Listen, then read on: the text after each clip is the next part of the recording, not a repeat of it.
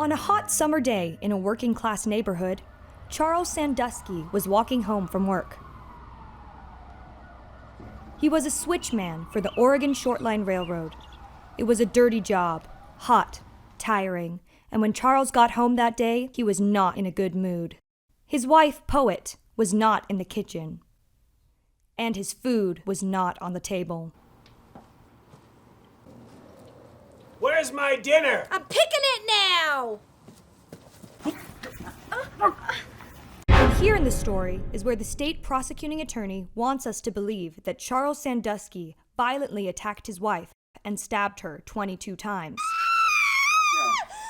All because dinner was late getting on the table.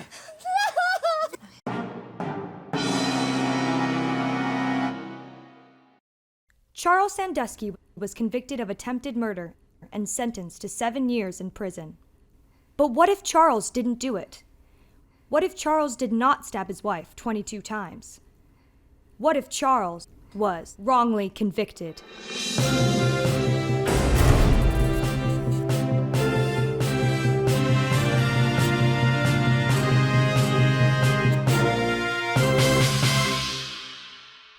The Sanduskys lived in a normal house, in a normal neighborhood, an all-American family.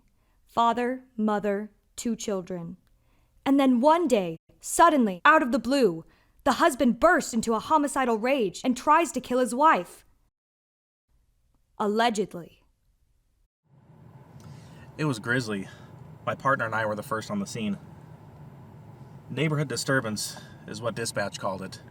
Jenkins and my partner wondered why they would send us, homicide detectives, to a neighborhood disturbance, but I knew why.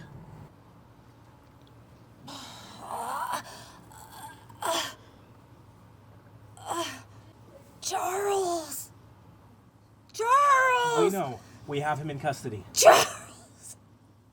Jenkins, call an ambulance. She's alive. Charles!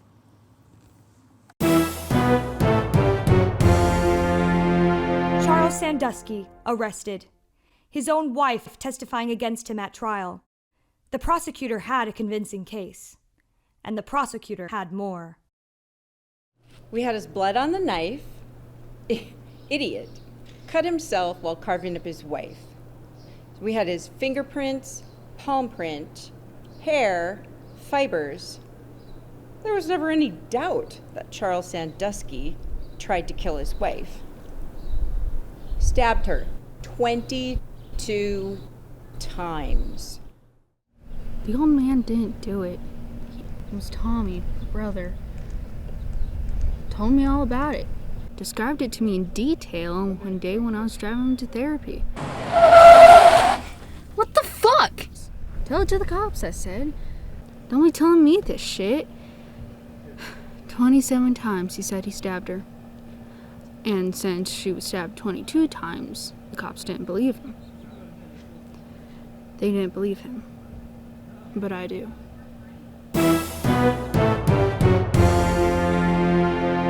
The very confession that would have set Charles Sandusky free was not brought up at trial.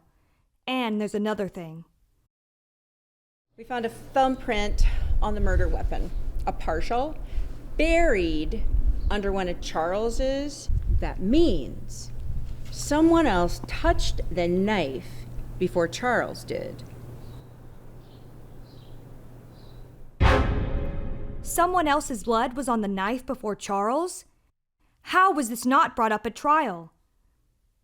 Charles told his story at the trial. Tommy, stop it!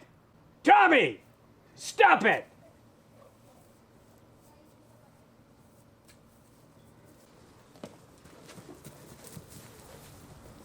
It's okay. Help is on the way. Don't tell them Tommy did this! If they think Tommy tried to hurt me, they'll put him away forever. What? You have to save our son! When the police come, I'm blaming you! Sandusky, drop the knife. Jenkins, cuff him. Charles was sentenced to 7 years in prison. On the day he got out, he visited Poet in her home.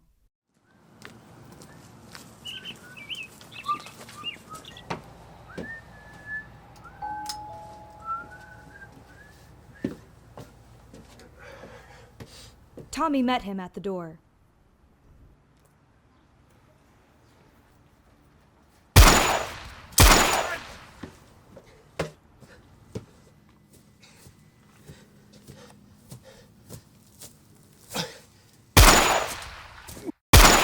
The prosecuting attorney didn't arrest Tommy for the murder, claiming it was self-defense. Poet recovered from her wounds and now resides in Pocatello with her daughter Lyric. Tommy has disappeared from the world. He could be anywhere. And Charles Sandusky will forever be remembered as the man who stabbed his wife 22 times. But what if there's a possibility that he could be wrongly convicted?